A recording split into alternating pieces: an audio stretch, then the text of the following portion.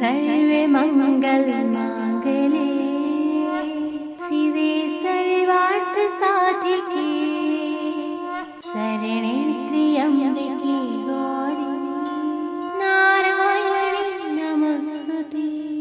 जय माँ बीजासेन। हमारे प्रिय साधकों, आज हम आप लोगों के लिए एक ऐसे विषय पर जानकारी देने वाले हैं जो ये जानकारी देना आप सभी के लिए बहुत ही महत्वपूर्ण है, क्योंकि आप लोगों के अंदर बहुत प्रकार से इस जानकारी से जुड़ी बहुत भ्रांतियां फैली हुई हैं। आप लोग ने बहुत लोगों के मुंह से सुना होगा कि जो तांत्रिक होते हैं, अंतिम समय होता है उनका, जब वो मरते हैं तो ऐसी स्थिति पर उनके लिए बहुत प्रकार की बीमारियां हो जाती हैं, उनके लिए बहुत प्रकार के कष्ट होते हैं और उनकी कई बार तो अकाल मृत्यु भी हो जाती है। तो क्या ये बातें सत्य हैं? सच में ऐसा होता है? अगर नहीं होता है तो किन तांत्रिकों के साथ ऐसी अवस्था होती है और किन तांत्रिकों के साथ में नहीं होती है? तो आज इस वीडियो में हम आप सभी को यही जानकारी देने वाले हैं, ताकि आप लोगों के अंदर जो भ्रांति बनी हुई है कि सभी तांत्रिकों के साथ में ही ऐसी अवस्था होती है, तो उस भ्रांति से आप लोग बाहर निकल सकें, सही जानकारी से आप लोग अवगत हो सकें। तो अब हम आप सभी को बता देते हैं सबसे पहले कि ये अवस्था किन तांत्रिकों के साथ होती है। तो क्या होता है कि आप लोगों ने देखा होगा, गाँव देहात में जो ग्रामीण एरिया होता है,